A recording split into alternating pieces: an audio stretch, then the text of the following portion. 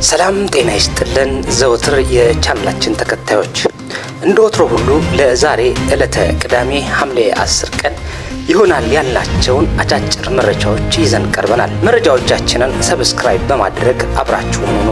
እነሆ ከአንዲት ሰኮንድ ወደ 1 ደቂቃ የምንሸጋገረው ከ1 ደቂቃ ወደ 1 ሰዓት የምናልፈው ሰላም ሲኖር ነው። አንድ ቀንን አልፈን ሁለተኛው ቀን ለማየት እድል የሚኖረን ሰላም ሲኖር ነው። በጦርነቱ ውስጥ ሁሉም ተሸናፊ እንጂ ማንም አሸናፊ አይደለም።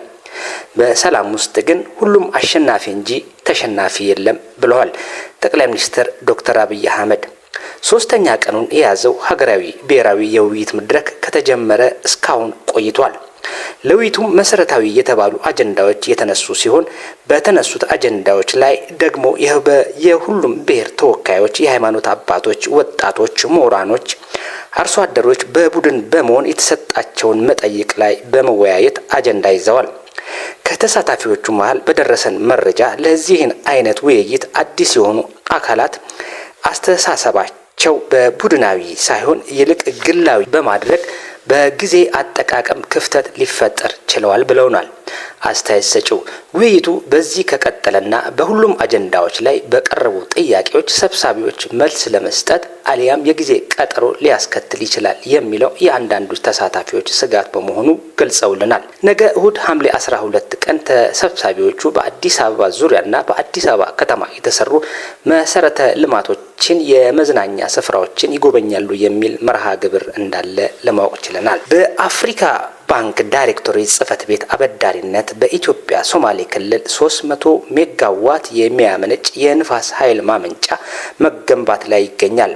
በኢትዮጵያ ከጊዜ ወደ ጊዜ እየጨመረ የመጣውን የኤሌክትሪክ ኃይል ፍላጎት ለማሟላት በርካታ ስራዎች እየተሰራ በመሆኑ የአፍሪካ ባንክም ይህንን ለመደገፍ የ110 ቢሊዮን ዶላር የብድር መስጠት ስራው እንዲጀመር ተደርጓል።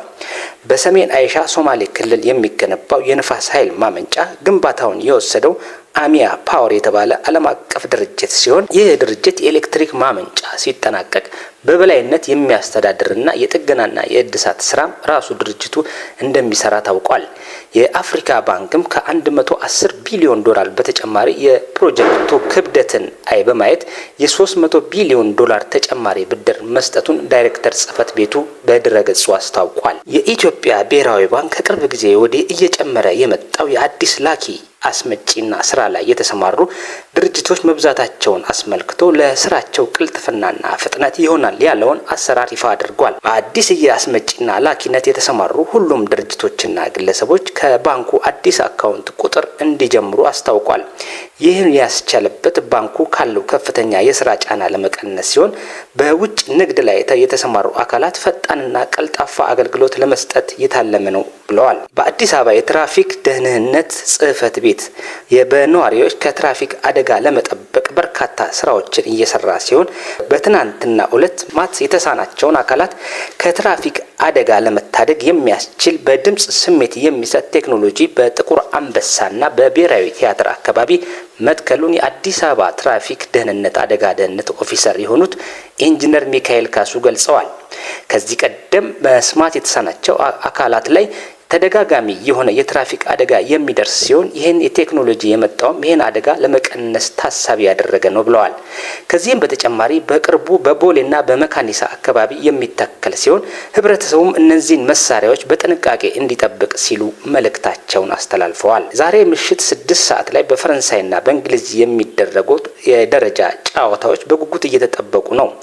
በዚህ የደረጃ ጨዋታ የፈረንሳይ ፕሬዝዳንትና የአሜሪካው ፕሬዝዳንት ዶናልድ ትራምፕ ይገኛሉ ተብሎ ይጠበቃል። በደረጃ ላለፉ ክለብም ፊፋ ከወትሮ ለየት ያለ ሽልማት እሸልማለሁ ብሏል። ሽልማቱም ቀለበት መሆኑ የተዘገበ ሲሆን ቀለበት ለመሸለም ለምን አስፈለገ የሚሉ ሌሎች አስተያየቶችም ቀጥለዋል።